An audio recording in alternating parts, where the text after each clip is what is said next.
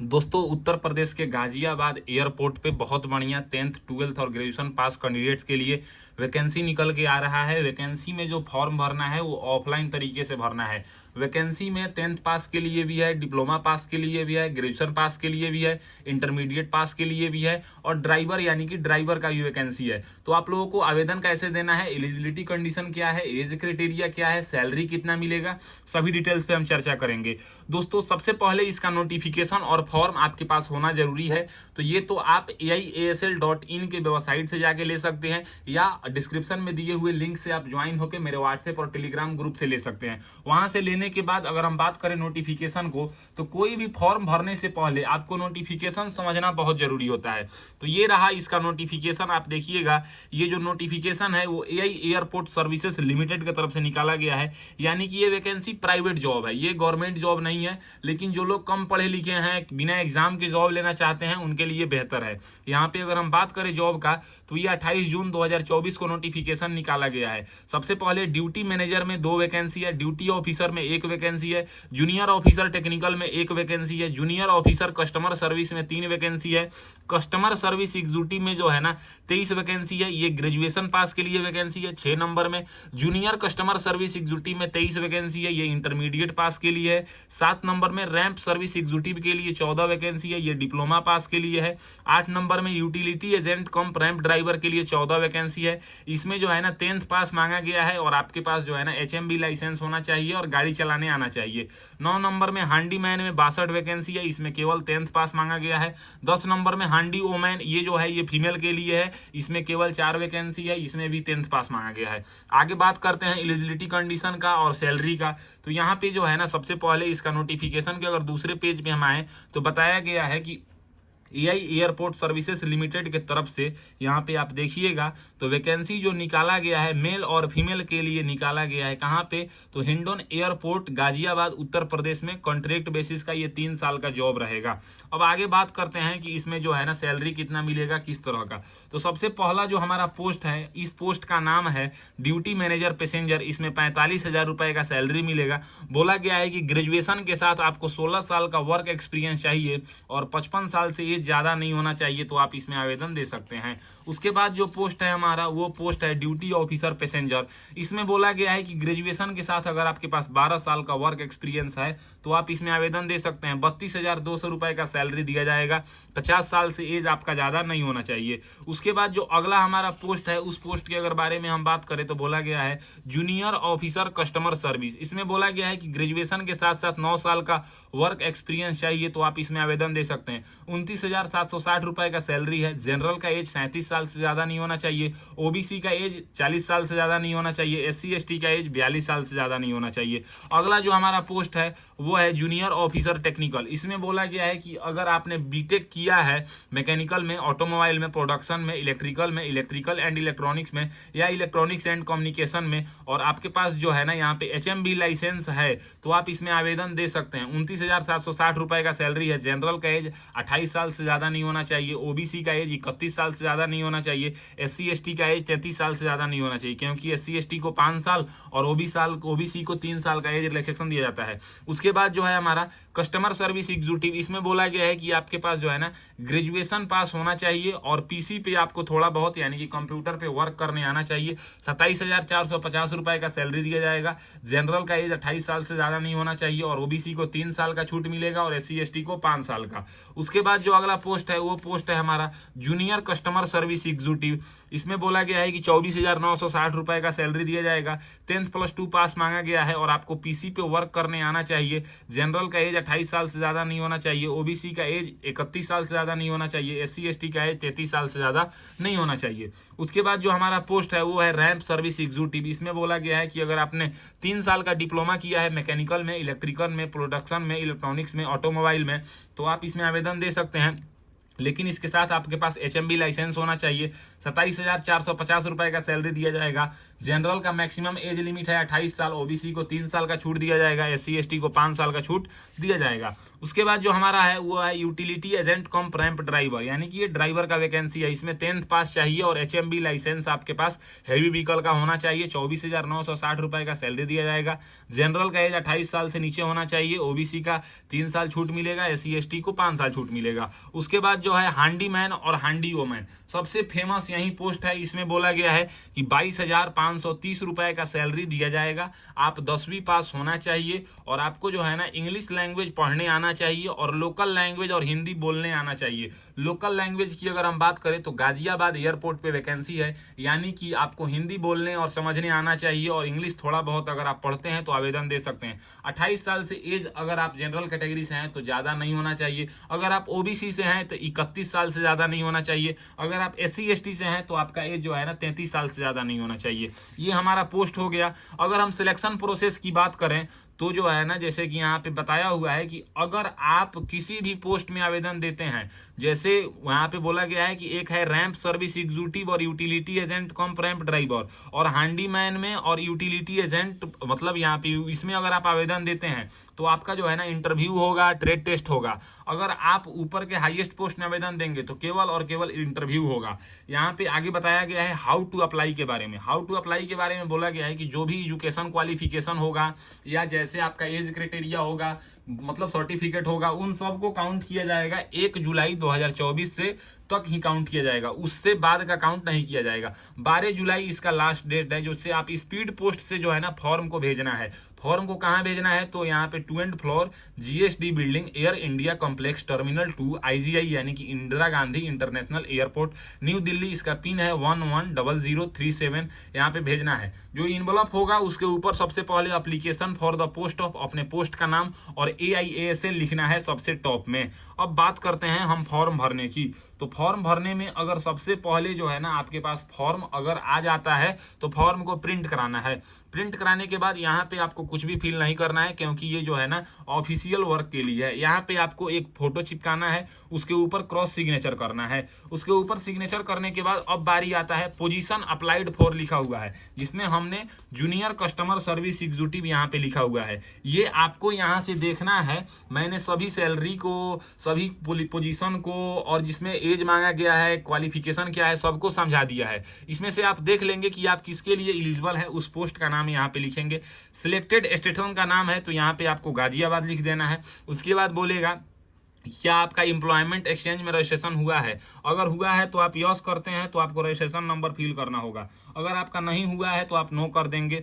यहाँ पे आपको अपना पूरा नाम लिखना है। अगर हम नाम की बात करें तो 10th के सर्टिफिकेट के अकॉर्डिंग फर्स्ट नेम लिखना है, फिर मिडिल नेम लिखना है, फिर सरनेम लिखना है। यानी कि अगर आपका नाम ऋतिक कुमार है तो आप फर्स्ट नेम में ऋतिक फिल करेंगे, सरनेम में कुमार फिल करेंगे। अगर आपका नाम ऋतिक कुमार सिंह है तो आप फर्स्ट नेम में ऋतिक फिल करेंगे, मिडिल नेम में कुमार फिल करेंगे और सरनेम में जो है ना सिंह फिल करेंगे।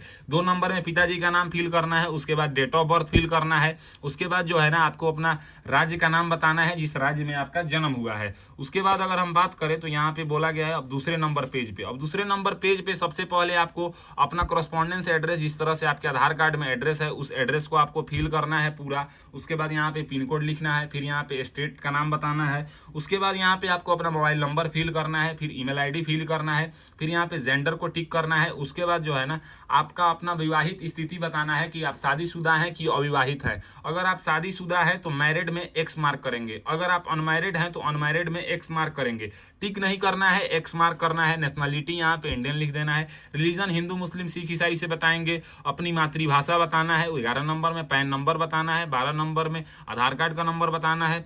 13 नंबर में आप जिस कैटेगरी से बिलोंग करते हैं उस कैटेगरी के बॉक्स के सामने आपको यहाँ पे X मार्क करना है। आपको जो है ना सही का निशान नहीं लगाना है। उसके बाद 13 के B में बोला गया है कि क्या आप एक सर्विसमैन से हैं। अगर हैं तो यस करेंगे, नहीं तो सिंपली आप इसको नो कर देंगे। उसके बाद तीसरा नंबर पेज हमारा आता है। अगर हम तीसरे नंबर पेज की बात करें तो इसमें सबसे ऊपर जो है ना 13 के C से स्टार्ट होता है। बोला गया है क्या आप पुलिस सर्विस में हैं। अगर हैं तो यस करेंगे, नहीं तो आप इसको नो करेंगे। उसके बाद क्या आप जो है ना एनी गवर्नमेंट में, सेमी गवर्नमेंट में, पब्लिक सेक्टर अंडरटेकिंग में अगर काम करते हैं तो यस करेंगे, तो आपको जो है ना नो ऑब्जेक्शन सर्टिफिकेट लगाना होगा।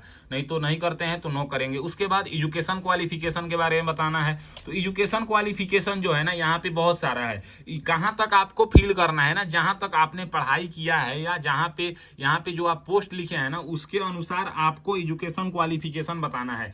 जैसे अगर हम बात करें तो हमने जूनियर कस्टमर सर्विस एग्जीक्यूटिव के लिए अगर आवेदन दे रहे हैं तो इसमें इंटरमीडिएट पास मांगा गया है, तो हम इंटरमीडिएट फिल करके छोड़ सकते हैं। हालांकि आप जहां तक पढ़े हैं वहां तक फिल कर दीजिएगा, क्योंकि बेहतर रहेगा अगर हायर एजुकेशन आपके पास है तो। बोर्ड का नाम बताइए, date month and year of passing बताइए, ड्यूरेशन 10th 1 साल का होता है तो 1 ईयर्स लिखिए, परसेंटेज बताइए। फिर 12th में यहाँ पे बोर्ड का नाम, date month and year passing, duration 2 साल का होता है, फिर यहाँ पे परसेंटेज बताइए। डिप्लोमा किए हैं तो बोर्ड का नाम बताइए, date month and year passing बताइए, ड्यूरेशन बताइए, परसेंटेज बताइए। आईटीआई किए हैं उसके बारे में जानकारी दीजिए, ग्रेजुएशन किए हैं उसके बारे में जानकारी दीजिए, पोस्ट ग्रेजुएशन किए हैं उसके बारे में, जहां तक आपने पढ़ाई किया है उन सब का जानकारी आपको फिल कर देना है। उसके बाद यहाँ पे 15 नंबर में लैंग्वेज को आपको टिक करना है। अगर हम लैंग्वेज की बात करें तो जो आपको आता है ना उसमें सही का निशान नहीं लगाना है, बस एक्स मार्क करना है। जैसे इंग्लिश लैंग्वेज अगर आप रीड करना जानते हैं तो एक्स मार्क करेंगे, स्पीक करना नहीं जानते हैं तो आप खाली छोड़ देंगे, राइट करना जानते हैं तो एक्स मार्क करेंगे। हिंदी लैंग्वेज को आप रीड करना, स्पीक करना, राइट करना जानते हैं तो सब में एक्स मार्क कर देंगे। लोकल लैंग्वेज यानी कि गाजियाबाद में हिंदी बोला जाता है तो इन सब को अगर आप जानते हैं तो एक्स मार्क करेंगे। अपनी मातृभाषा को आप पढ़ना लिखना बोलना जानते हैं तो एक्स मार्क करेंगे। अदर कोई लैंग्वेज जानते हैं तो बारे में बताएंगे। अगर आपके पास कोई लैंग्वेज से रिलेटेड सर्टिफिकेट है तो उसका जीरोक्स आप लगाएंगे। उसके बाद अगर हम बात करें तो यहाँ पे बोला गया है वर्क एक्सपीरियंस के बारे में 16 नंबर में, यानी कि चौथे नंबर पेज पे। अगर हम चौथे नंबर पेज पे बोले तो सबसे पहले आपको जो है ना नेम ऑफ ऑर्गेनाइजेशन, यानी कि आप कहाँ पे काम किए हैं, किस पोस्ट पे काम किए हैं, कब से कब तक काम किए हैं, number of year of experience क्या है, आपने कितने साल का एक्सपीरियंस है यहाँ पे बताएंगे। नेचर ऑफ जॉब क्या है, जहाँ जहाँ काम किए हैं सबको बारी बारी से लिख देंगे। कहीं काम नहीं किए हैं, फ्रेशर हैं तो छोड़ देंगे। फ्रेशर कैंडिडेट्स के लिए भी पोस्ट है, handyman, customer service executive, junior customer service executive. उसके बाद यहाँ पे ड्राइवरी लाइसेंस के बारे में बताएंगे, अगर है तो नहीं बताना है।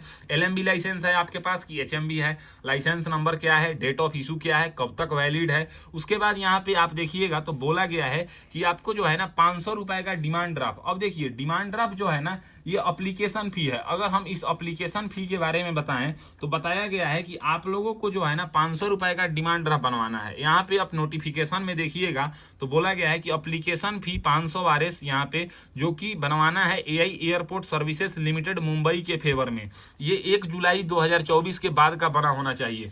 तो यहाँ पे बोला गया है कि ब्रांच का नाम लिखिए, डेट ऑफ इशू बताइए, डिमांड ड्राफ्ट नंबर बताइए। डिमांड ड्राफ्ट बनता कैसे है थोड़ा में अगर हम चर्चा करें तो ये देखिए इसका डिमांड ड्राफ्ट फॉर्म है स्टेट बैंक ऑफ इंडिया का। ये आपको जो है ना ब्रांच में मिलेगा। सबसे पहले आपको ब्रांच का नाम लिखना होगा, डेट लिखना होगा, अपना नाम लिखना होगा।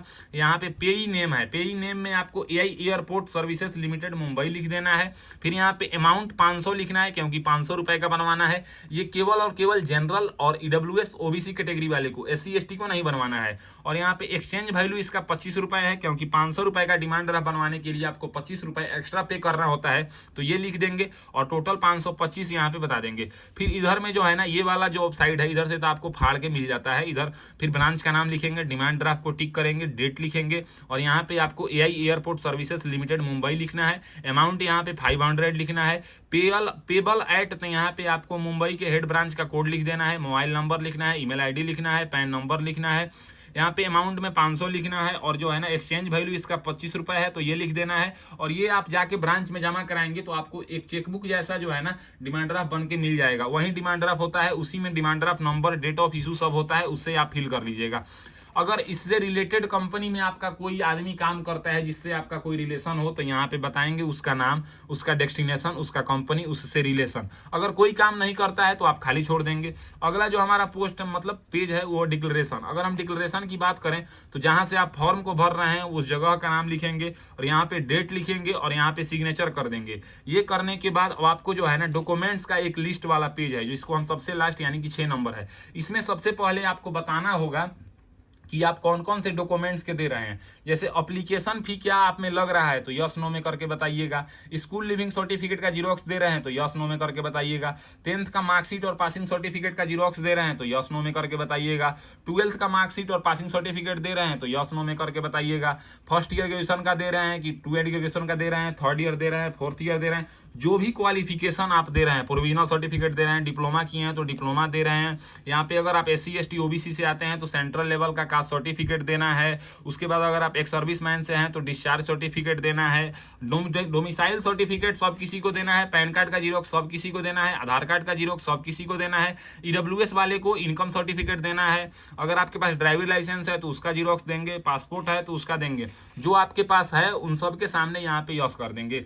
ये हमारा एप्लीकेशन फॉर्म जो है वो फिल हो चुका है। अब देखिए एप्लीकेशन फॉर्म फिल करने के बाद हमारा 6 पेज का एप्लीकेशन फॉर्म है, इसके जस्ट नीचे जो भी डॉक्यूमेंट्स आप लगा रहे हैं उन सब डॉक्यूमेंट्स का जीरोक्स करा के लगा दीजिएगा। इस तरह का आपको एक इन्वेलप खरीद के लाना है जो कि किताब के दुकान में मिल जाएगा। सबसे ऊपर आपको लिखना है application for the post of, जिस पोस्ट के लिए आप आवेदन दे रहे हैं उस पोस्ट का नाम आप लिखेंगे और यहाँ पे अंत में AIASL लिख देना है। फिर यहाँ पे फॉर्म में आपको अपना एड्रेस जैसे कि नाम, विलेज का नाम, पोस्ट ऑफिस का नाम, पुलिस स्टेशन का नाम, डिस्ट्रिक्ट का नाम, स्टेट का नाम, मोबाइल नंबर और यहाँ पे पूरा अपना एड्रेस लिख देना है।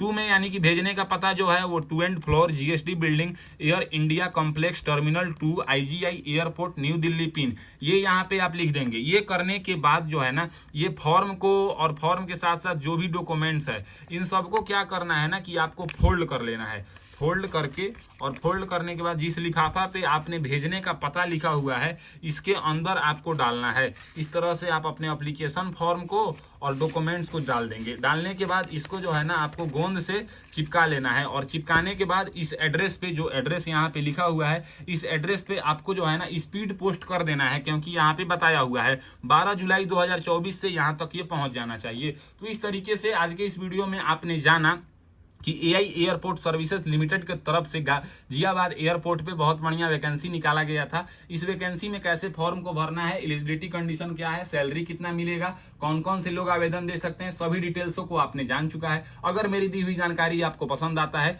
तो मेरे वीडियो को लाइक कीजिए एंड ऐसे ही इन्फॉर्मेटिव वीडियो के लिए मेरे चैनल को सब्सक्राइब कीजिए। आज के लिए बस इतना ही, मैं आपसे विदा लेना चाहूँगा। तब तक आप लोग देखते रहिए मेरा यूट्यूब चैनल फॉर्म फिलअप की नॉलेज। जय हिंद, जय भारत।